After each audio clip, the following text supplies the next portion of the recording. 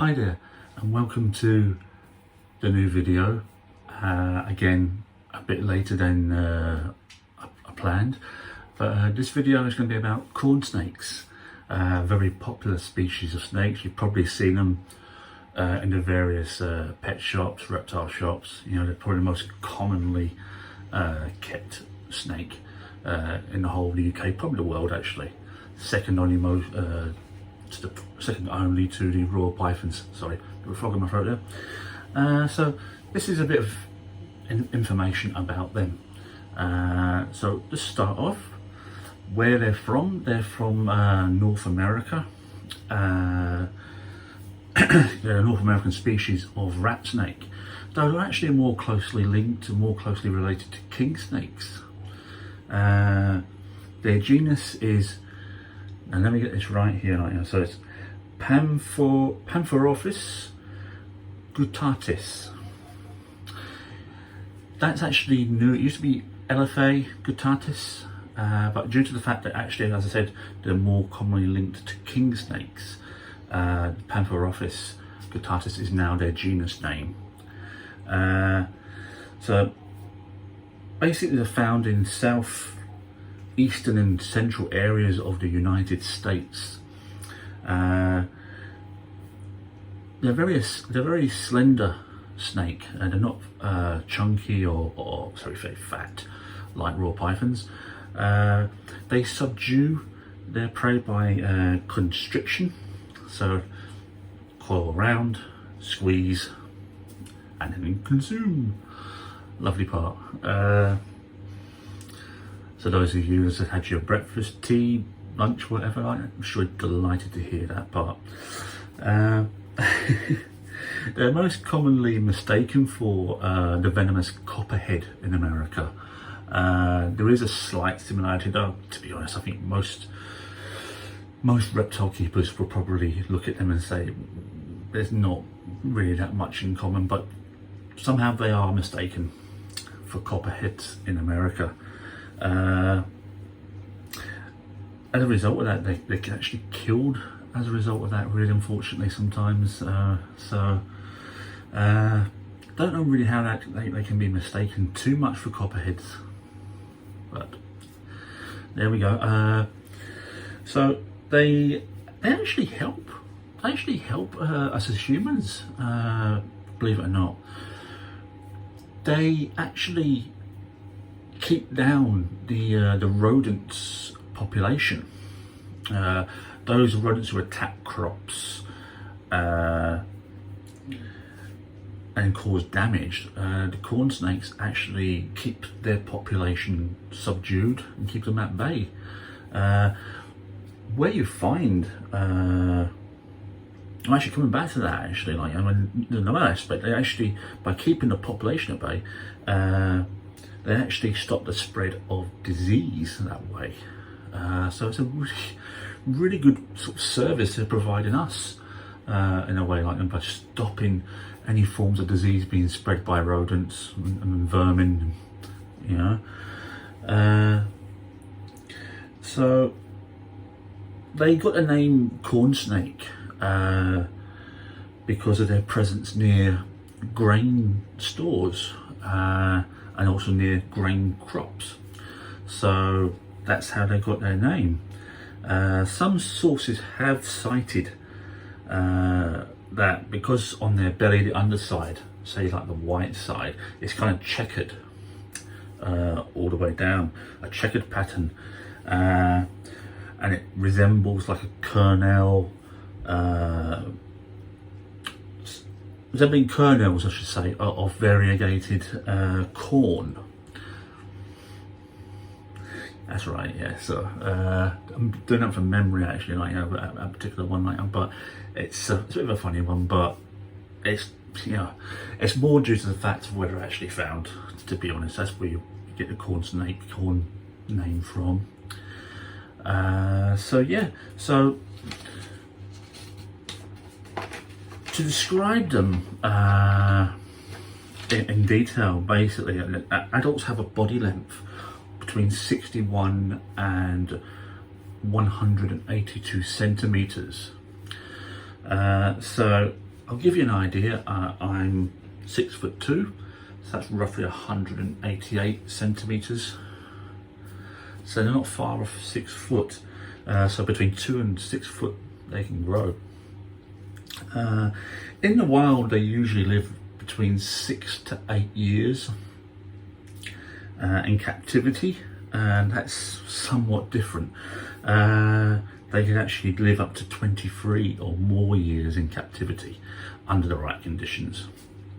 There is actually a record for the oldest corn snake ever, and it was a corn snake kept at 32 years and 3 months. Certainly an old man. Must have been kept in amazing conditions to kind of survive that length of time, and that's a huge commitment as well, to have a corn snake that old. Again, to distinguish from copperheads that I was referring to, they have brighter colours, really brighter colours, and slender build, as I said, and also they have a lack of heat sensing pits around their face. So there is a distinct difference between corn snakes and copperheads. Wild corn snakes prefer habitats such as overgrown fields, forest openings, trees, palmetto flatbeds, or abandoned or hardly used buildings. No, that's very rare. It's more the sort of overgrown areas that you'll find them. In colder regions, snakes brumate during winter, and in more temperate climates, where you'll find them is along the coast. They'll shelter in rock crevices. Can't get it out. Rock crevices and logs as well. During this time, they hunt less and they're less active. So basically, they'll just go and drink some water and they'll just go and curl up during this period of time.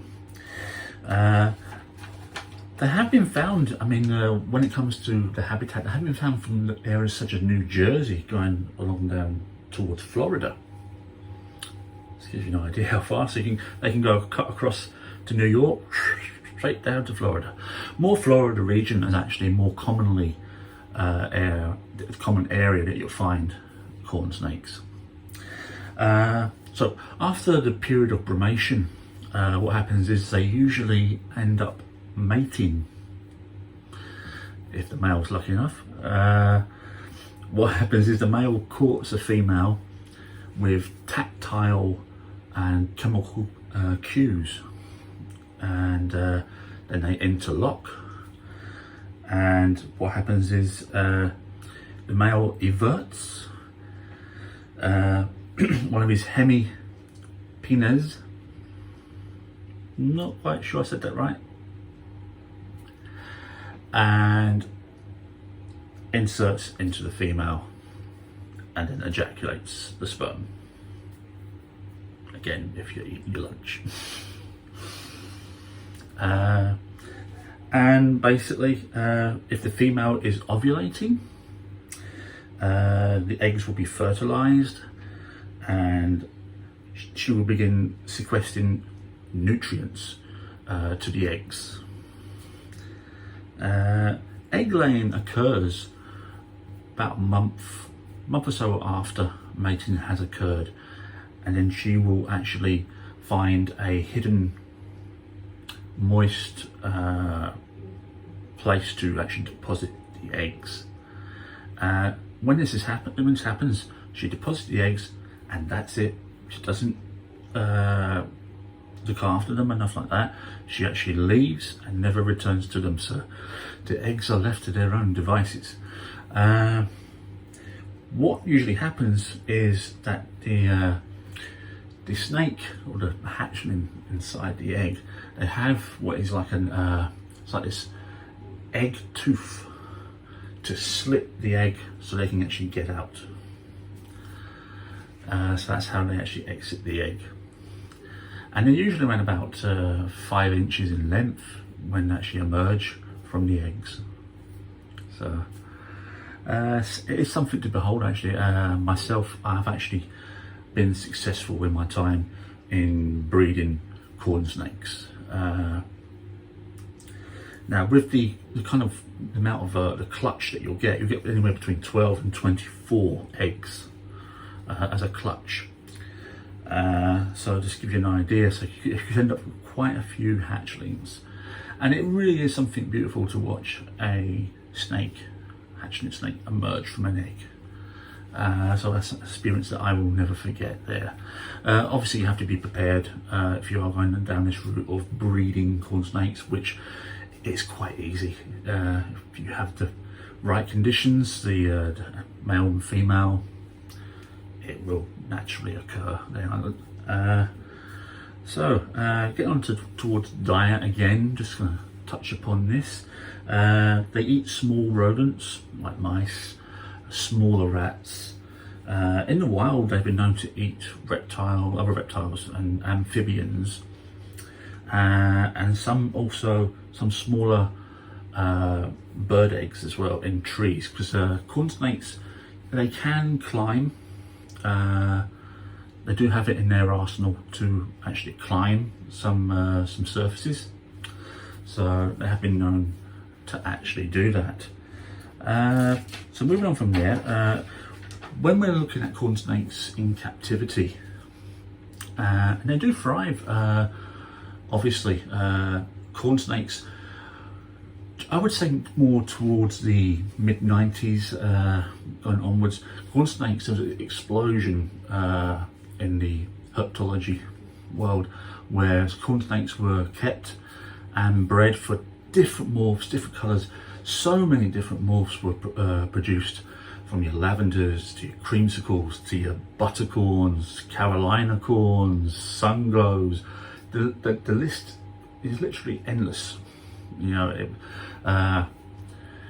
And they are, in terms of temperament, they are a great snake to keep because they tolerate long periods of being handled by their keeper, and they love just to roam through your hands, fingers and that, and just they're a very, very great, wonderful snake to interact with.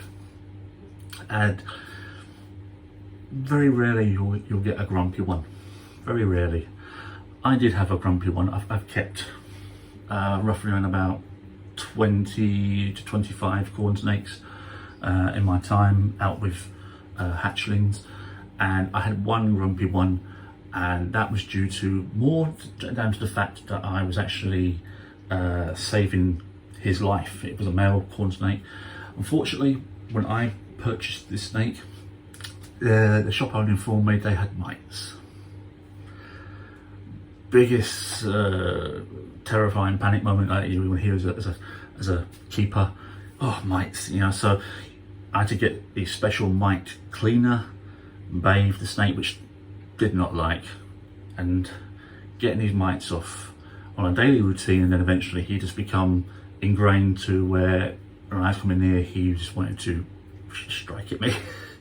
And he tagged me a few times, which with corn snakes, if you get bitten, you hardly feel it. You hardly feel being bitten by a corn snake.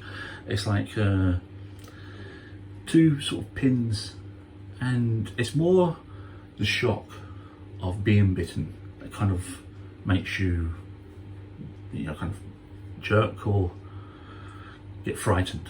It's not actual pain or anything like that, it's just the fact that you've just been tagged by a snake. Again, they're not venomous, so there's no chance of venom being injected. So yeah, so moving on from there, like the fact that they are commonly kept, the housing for them, you can get away with a 3 foot by 2 foot by 2 foot enclosure, vivarium. That'd be sufficient enough for a corn snake. And For heating, a heat mat is the most commonly used way of providing heat. Providing a heat mat on a warm end and using a thermostat, a mat stat, with a sensor to control the temperatures. You're looking for around about temperatures between 30 and 32 degrees Celsius, with an ambient temperature for the rest of the tank between 24 and 28. Nighttime, you really don't want your temperatures to dip below anywhere below 18 degrees Celsius. So let's be wary of that there. The most commonly used substrate in the enclosure is aspen, and it allows for burrowing.